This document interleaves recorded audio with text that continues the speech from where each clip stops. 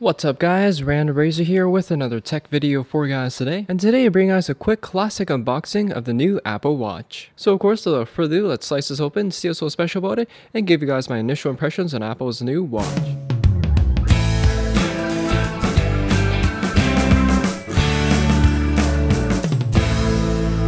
This particular model here is the 38mm stainless steel model with the classic leather band. And for those of you who do order these stainless steel models, they do come in a little bit more premium package, like the MacBooks as well as the iPhones, compared to the Sport model. You basically have a picture of the watch, the information about it, the Apple Watch logo on the top here, and that is pretty much it for the outside of the box. So first off, we have to remove the shrink wrap. This open, peel the top. Lifting the box open, the first thing we're introduced, of course, is more packaging. So it looks like the watch is enclosed in this plastic protective case here. Looks like we just peel this part back. We have another Apple branded plastic case. Popping this open, we have the watch itself.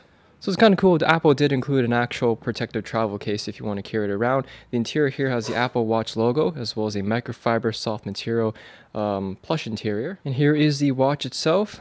Looks like we've got a protective covering over it. This of course just peels back like so to reveal that sapphire glass display. Continuing on with the packaging here, we have a quick start guide on some of the features, buttons, and all that sorts of the watch. So there's a French version here, and additional information on warranty and such. Finally, we have two last accessories. We have the charger here, as well as the charging cable for the watch, which of course is USB, and then you have this part here, which goes on, or the watch goes on top of this. It's an all metal construction, does have a bit of weight to it, which is probably a good thing, since this will just lay on the desk. And the cord's a fairly long cord too, so it should reach to most places where you want to plug it in. Alright, let's see if we can fire this up for the first time. Got the Apple logo.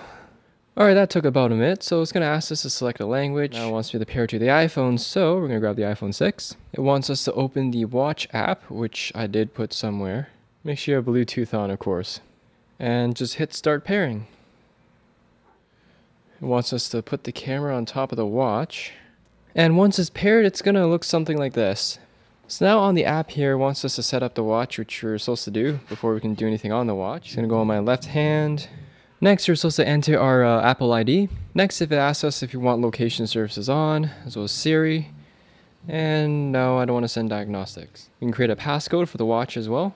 You can also enable your watch to unlock the iPhone, so sure, why not? And we can install available apps as well, so we'll just install all of them. Alright, so that took a couple minutes, but now it's all ready. So here's the settings menu for the watch. We can do everything pretty much on the iPhone itself.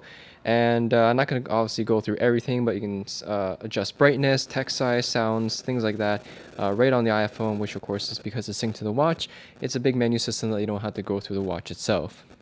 Alright, so I'll give you guys a full in-depth review video on all the settings, what you can do with the watch later this week or something. But this is kind of just like a first impression slash playing around with the watch. So anyways, this is the default clock face. So if you're not happy with this particular watch face, you can actually just hold down and you get that Taptec feedback. Different clocks here, digital clock, simple clocks, some with pictures in the world.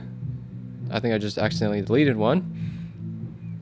Here's a quick look at the menu system here. So when you tap your finger on the screen, you can just move it around like so. It's pretty simple. You got music, weather, calendar, all that sorts. Again, I'll run through all of this in a future in-depth review video. If we hit the calendar here, brings up the calendar as well as the month. Here's a quick look at the music app as well, so you can control your music on the watch. And one thing I have noticed is when you click on apps, it does take a few seconds to load. For example, if I hit the play button here, there's actually a tiny bit of lag between using the watch and the phone, which is not too surprising since technically the watch, it doesn't have anything on it, it's syncing with the phone. But anyways, that's a quick run through a couple of the apps. I'll give you guys a full in-depth review video later. Here's a quick overview of the design as well. As you guys can see, obviously the stainless steel model is a stainless steel design. Nice shiny chrome finish to it. You got the sensors as well as the charging ports on the back here. Two buttons as well as a dial. Now the classic strap does retail for I believe $849 in Canada and $100 less in the US, which is still expensive. But keep in mind, as I mentioned earlier, that you're paying a lot more over the silicone model and you're not getting any more specs than stainless on any of the stainless steel models. So it's one thing I question whether really if it's worth the extra few $100s, especially for the stainless steel one with the links. So here's a quick look at what it looks like on my skinny arms here. And this is the 38mm as I mentioned earlier in this video. The nice thing about the classic band is that it's nice and secure. I question the magnetic ones on how easy someone could remove it or accidentally fall off, which hopefully won't happen. But again, classic band, you definitely know it's going to be secure. That's my quick initial impressions and unboxing of Apple's new watch. Hope you guys enjoy this, and of course stay tuned for my future in-depth review video on this and see if Apple's new watch is really worthwhile.